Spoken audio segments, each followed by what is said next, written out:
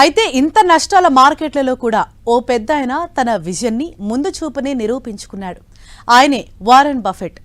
అసలు కార్పొరేట్ ప్రపంచంలో stock market వరల్డ్లో తిరుగులేని గురువు అని బఫెట్ని ఎందుకంటారు ఇప్పుడు జనాలకు అర్థమవుతోంది. ఇంతకీ ఏంటైన విజన్ అంటారా? Watch the story.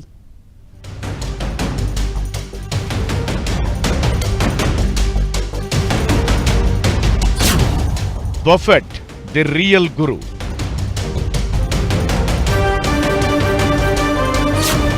తొంభై 94 ఏళ్ల వయసులోనూ చురుకైన నిర్ణయాలు.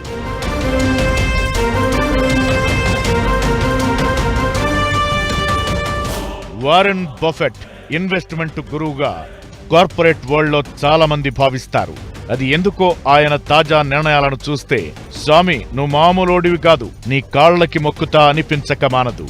2025లో ప్రపంచ మార్కెట్లలో 90% భారీగా పతనమైతే వారెన్ బఫెట్ ఆస్తులు మాత్రం లాభాల్లో ఉండటం విశేషం. దానికి ఆయన ముందు చూపే కారణం, ట్రంప్ ఎప్పుడైతే అధ్యక్షుడిగా బాధ్యతలు చేపట్టారో వెంటనే ఆయన అమెరికన్ కంపెనీల్లో వాటాలని అమ్మేశారు. జపాన్ మార్కెట్లలో పెట్టుబడులు పెట్టారు. అంటే ఇంత వేగంగా నిర్ణయాలు తీసుకుంటారు కాబట్టే ప్రపంచంలోని రిచ్ పర్సనాలిటీస్ కూడా బఫెట్ ను గురువుగా భావిస్తారు.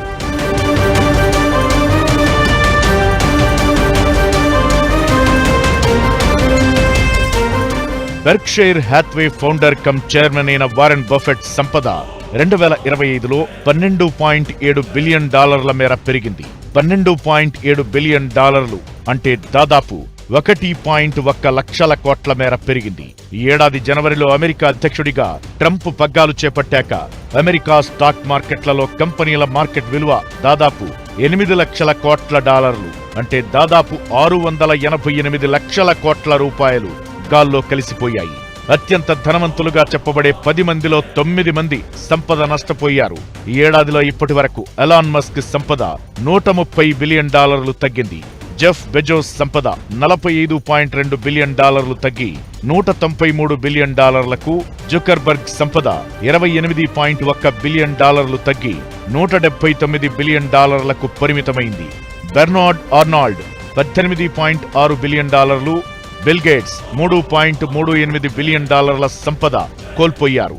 అయితే వారెన్ బఫెట్ మాత్రం యాపిల్, బ్యాంక్ ఆఫ్ అమెరికాల్లో వాటాలు తగ్గించుకుంది. జపాన్ సంస్థలు మిత్సుయి, మిత్సుబిషి, సుమిటోమో, ఇటోచు, మ్యారుబెనెల్లో షేర్లని కొనేసింది. ఈ కంపెనీల షేర్లు లాభపడటంతో బెర్క్షైర్ హ్యాత్వే కంపెనీ దగ్గరున్న షేర్ల మార్కెట్ విలువ $1.14 ట్రిలియన్ పెరిగింది. అసలు నిజంగా కూడా వారెన్ బఫెట్ యాపిల్లో పెట్టుబడులు పెట్టకుండా చాలా ఏళ్లు దూరంగా ఉండి ఈ మధ్య కాలంలోనే షేర్లను కొన్న ఆయన చాలా తొందరగానే వాటిని వదిలించుకోవడం విశేషం.